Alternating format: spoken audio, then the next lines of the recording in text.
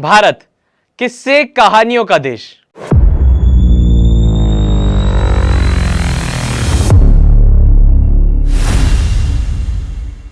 और आज का किस्सा ऐसा है जिसने लाखों करोड़ों लोगों के दिल में एक लड़की के लिए सम्मान जगा दिया था। उस लड़की ने खुद की जान जोखिम में डालकर ना जाने कितनों की जान बचाई। आइए जानते हैं क्या था वो किस्सा। नमस्कार, मेरा नाम है अक्षित और आप देख रहे हैं एबीपी लाइव पॉडकास्ट। वो दिन था 5 सितंबर 1986 का, जब पैन एएम फ्लाइट 73 बॉम्बे से उड़ान भर के यूनाइटेड स्टेट्स के न्यूयॉर्क शहर जा रही थी। बीच में उस फ्लाइट का 2 जगह स्टॉप ओवर था। पहला पाकिस्तान का कराची शहर और दूसरा वेस्ट जर्मनी का फ्रैंकफर्ट शहर। प्लेन शेड्यूल टाइम से 4:30 बजे सुबह कराची एयरपोर्ट पर रुका। उस प्लेन में लगभग 394 पैसेंजर्स थे, 9 बच्चे और 13 इंडियन फ्लाइट अटेंडेंट्स और उनके साथ अमेरिकन फ्लाइट क्रू था। कराची से नए पैसेंजर्स की पहली बस भरी हुई अभी रनवे पर खड़े प्लेन के पास पहुंची ही थी कि हाईजैकिंग का मामला सामने आने लगा। हुआ कुछ यूं कि 2 हाईजैकर्स जो कि पाकिस्तान एयरपोर्ट सिक्योरिटी फोर्स की स्काई ब्लू यूनिफॉर्म में थे, वो एक एयरपोर्ट पर यूज होने वाली वैन की तरह दिखने वाली एक और वैन लेके गए, मॉडिफाई करा के। उसकी लाइट और सायरन चलाकर एयरक्राफ्ट तक पहुंच गए। हाईजैकर्स रैंप की तरफ आसमान में गोलियां चलाते हुए आगे। उसके बाद ही बाकी के 2 आतंकवादियों ने उन्हें ज्वाइन कर लिया, जो कि पाकिस्तानी सलवार कमीज में थे और उनके पास ग्रेनेड से भरा ब्रीफकेस था। उन हाईजैकर्स ने एक फ्लाइट अटेंडेंट के पैर पर गोली भी मारी और दरवाजा बंद करने के लिए फोर्स किया।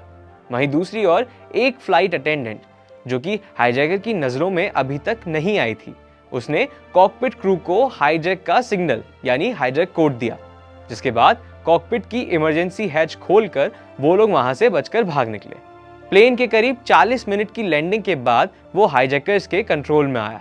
अब आप सोच रहे होंगे कि वो फ्लाइट अटेंडेंट कौन थी। वो फ्लाइट अटेंडेंट थी नीरजा भानोट।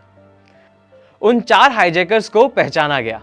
उनके नाम थे जायद हसन अब्द अल लतीफ साफरीनी एलियास मुस्तफा, दूसरा जमाल सैयद अब्दुल रहीम एलियास फहाद, तीसरा मोहम्मद अब्दुल्ला खलील हुसैन अल रयाल एलियास खलील और चौथा मोहम्मद अहमद अल मुनावर एलियास मंसूर। पाकिस्तानी अथॉरिटी ने एक और साथी को पहचाना, जिसका नाम था वदूद मोहम्मद हाफिज अल तुर्की एलियास हाफिज, जिसको करीब हाईजैकिंग के 1 हफ्ते बाद अरेस्ट कर लिया था। खैर, आगे बढ़ते हैं। प्लेन का कंट्रोल अपने हाथ में लेने के बाद जब उनके हाईजैकर्स के लीडर साफरीनी को पता लगा कि कॉकपिट क्रू भाग गया है, तो मजबूरन उन्हें नेगोशिएशन करने के लिए खुद बात करनी पड़ेगी। प्लेन में फर्स्ट क्लास और बिजनेस क्लास के पैसेंजर्स को पीछे जाने के आदेश दिया और वहीं पीछे वालों को आगे बढ़ने का आदेश दिया। अब प्लेन पूरा भरा हुआ था लगभग। पैसेंजर्स को जहां जगह मिली वो वहां बैठ गए। करीब 10 बजे सफरीनी प्लेन में एक राजेश कुमार नाम के व्यक्ति की सीट पर गया और उसको आगे लेके आया। Rajesh Kumar Kenya born Indian थे और कैलिफोर्निया में रहते थे। सफरीनी ने ऑर्डर दिया राजेश को कि वो दरवाजे के पास घुटने के बल बैठ जाए और अपने हाथों को पीछे सर पर रख ले। सफरीनी नेगोशिएट किया पैन एम फ्लाइट पाकिस्तान के ऑपरेशन हेड, जिनका नाम था विराफ दरोगा, और कहा कि अगर क्रू को वापस नहीं भेजा गया आधे घंटे के अंदर तो वो कुमार को गोली मार देंगे। कुछ देर बाद सफरीनी से जब रहा नहीं गया, वो बेसब्र हो गया, तब उसने कुमार को पकड़ा और गोली मार दी सिर में, सभी पैसेंजर्स के सामने, और सफरीनी ने कुमार को बाहर फेंक दिया। एयरपोर्ट पर काम करने वाले व्यक्ति ने बताया, जब कुमार को एम्बुलेंस में लेटाया था तब उनकी सांसें चल रही थी, लेकिन रास्ते में जाते जाते उनकी मौत हो गई। इस हादसे ने अंदर और बाहर सभी लोगों को हिला दिया था और अभी ना जाने ऐसा क्या क्या देखना था। सफरीनी आगे अपने साथियों के पास गया और flight attendants Neerja Bhanot, Sunshine Vesuvala और माधवी बहुगुना को कहा कि वो लोग पैसेंजर्स के पासपोर्ट लेके आए, यानी पासपोर्ट्स को कलेक्ट करें। पासपोर्ट कलेक्ट करते वक्त उनको लगा कि हाईजैकर्स ब्रिटिश पासपोर्ट को साइड निकालकर कुछ भी कर सकते हैं, तो उन्होंने पासपोर्ट्स को सीट के नीचे छुपा दिया और कुछ डस्टबिन में फेंक दिए। पासपोर्ट्स हाईजैकर्स को देने के बाद नीरजा ने इंटरकॉम के थ्रू माइकल जॉन थेक्सटन नाम के एक पैसेंजर को बुलाया। जब थेक्सटन आया तो उसने देखा कि उसका पासपोर्ट सफरीनी के हाथों में है। जब सफरीनी ने पूछा कि क्या तुम सोल्जर हो, तुम्हारे पास कोई गन है, थेक्सटन ने जवाब दिया नहीं।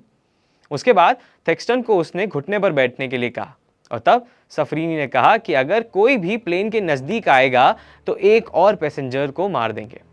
सफरीनी थेक्सटन के पास गया और उससे पूछा कि क्या वो पानी पीना चाहेगा। जिस पर थैंक्सटन ने कहा हाँ।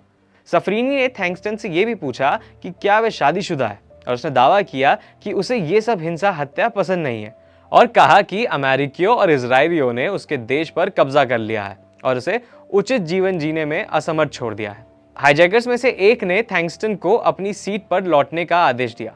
थैंक्सटन को 40 साल बाद अपने हाईजैकर से इस अनुभव के बारे में पूछने और ये पूछने का अवसर मिला कि उसने गोली क्यों नहीं मारी उसको। हाईजैकर ने बताया कि जब थैंक्सटन ने उसे बताया था कि उसके भाई की मृत्यु हो गई है और वो अपनी मां को अकेला नहीं छोड़ना चाहता, तब हाईजैकर्स को उससे सहानुभूति हुई और उसे जाने दिया। खैर, आगे बढ़ते हैं। अब हुआ यूं कि करीब 9 बजे auxiliary power unit shut down कर दी, जिससे सारी लाइट्स बंद हो गई और इमरजेंसी लाइट्स चल गई। पैसेंजर्स जो पीछे थे उनको आगे आने को कहा, जो आगे थे उनको पीछे, और जो खड़े थे वो बैठ गए। लाइट जाने के बाद जब अंधेरा था, तब एक हाईजैकर जो कि L1 डोर पर खड़ा था, उसने एक प्रेयर करी और सीधा दूसरे हाईजैकर ने जो एक्सप्लोसिव बेल्ट पहन रखी थी उस पर गोली चलाने लगा, जिससे एक्सप्लोजन हो बहुत बड़ा, जिससे सब लोग मर जाएं, यहाँ तक कि वो लोग खुद भी। लेकिन ऐसा हो नहीं पाया, वो ये करने में फेल हो गया। उसी वक्त वो लोग कैबिन में पैसेंजर्स पर ही फायर करने लगे और ग्रेनेड्स फेंके। उसी मौके का फायदा उठाकर एक एयर होस्टेस ने L3 डोर को खोल दिया, लेकिन स्लाइड डिप्लॉय नहीं हुई। मगर तब भी बहुत से पैसेंजर्स और क्रू मेंबर्स वहीं से कूद गए, करीब 15 फीट की ऊंचाई से।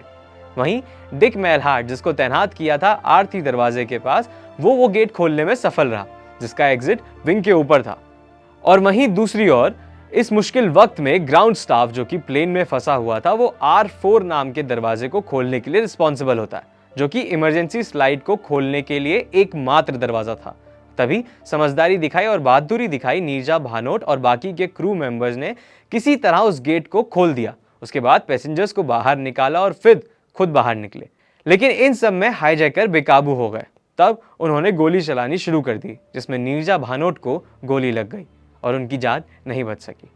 फिर पाकिस्तान की स्पेशल सर्विस ग्रुप SSG, जिसको लीड कर रहे थे ब्रिगेडियर तारिक महमूद, कमांडोज बिजली जाने के बाद एयरक्राफ्ट में बंद हो गए और तब तक गोलियां नहीं चलाई जब तक सामने से गोलियां चलने की आवाज नहीं आई।